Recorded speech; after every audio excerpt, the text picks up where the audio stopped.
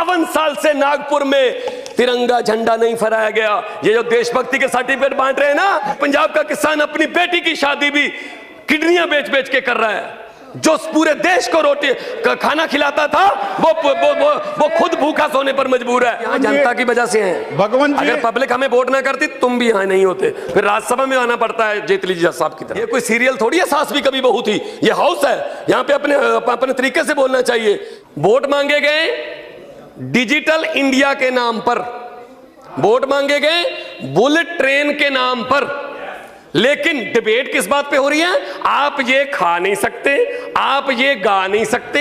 ये गाय भैंस बकरी कहां से आ गई? क्या बोल रहे थे मोदी जी? एक सिर काटेंगे हम 15 लेके आएंगे। क्या हुआ? वो चाय पी रहे नवाज शरीफ के साथ। मैं आपके माध्यम से कुछ बातें जो हैं वो आपके माध्यम से मैं जनता के सामने लाना चाहता हूं, सदन के सामने भी लाऊंगा, क्योंकि जनता ने हमें यहाँ पे भेजा है सर।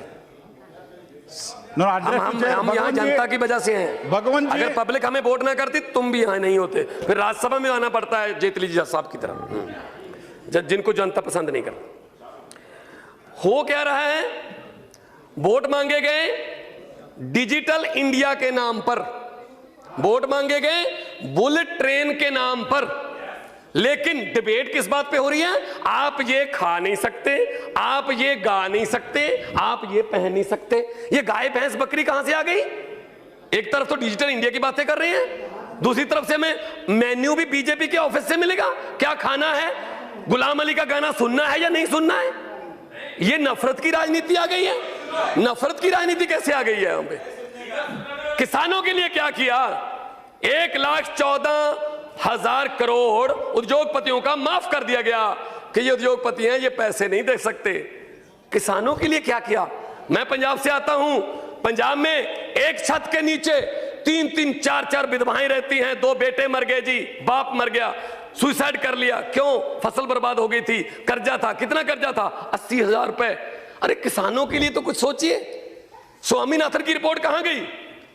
स्वामीनाथन की रिपोर्ट प्रधानमंत्री जी ने कहा था इलेक्शन कैंपेन के, स्वामीनाथन की रिपोर्ट को लागू करेंगे। कहां गई वो? कुछ नहीं है। पंजाब का किसान, आपको ताज्जुब होगा कि पंजाब का किसान अपनी बेटी की शादी भी किडनियां बेच बेच के कर रहा है। जो पूरे देश को रोटी खाना खिलाता था वो खुद भूखा सोने पर मजबूर है। आपने कभी पता किया है? अपनी कंस्टिट्यूंसी में देखिए हरसिमरत जी, अपनी कंस्टिट्यूंसी में। Bhagwan ji, please address the chair. HRD minister जो है वो बड़े भाषण दे रही है, गुस्से में, इमोशन। ये कोई सीरियल थोड़ी है, सास भी कभी बहू थी। ये हाउस है, यहाँ पे अपने तरीके से बोलना चाहिए। इसका मतलब ये थोड़ी है कि आप जो भी बोल दोगे वो पास है, उसकी तारीफ हो रही है। वाह वाह वाह वाह वाह वाह, क्या हो रहा है ये? मैं ये कहना चाहता हूं, पाकिस्तान के साथ हमारे संबंध कैसे हैं? क्या बोल रहे थे मोदी जी? एक सिर काटेंगे हम 15 लेके आएंगे। क्या हुआ? वो चाय पी रहे नवाज शरीफ के साथ। उनको अचानक से हमारे देश का प्रधानमंत्री, the biggest democracy of the world, उसका प्रधानमंत्री बिना बताए, बिना अपोजिशन को बताए लाहौर में उसका जहाज लैंड कर जाता है। हमें पता चलता अच्छा, अरे ये चाय पी रहे हैं क्योंकि इनके घर पे फंक्शन था, और ऊपर से वो कभी पठानकोट में, कभी दीनानगर में हमले कर रहे हैं। प्लीज क्या हुआ? सर 4 मिनट हो गया। मैं सर प्लीज बोलने दीजिए मुझे, प्लीज।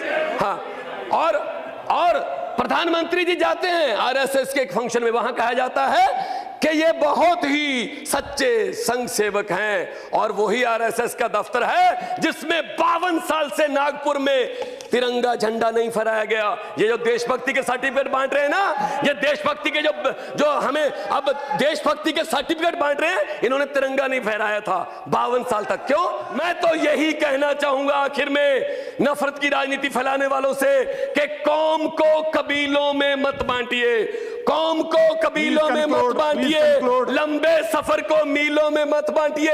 एक बहता दरिया है मेरा भारत देश, इसको नदियों और झीलों में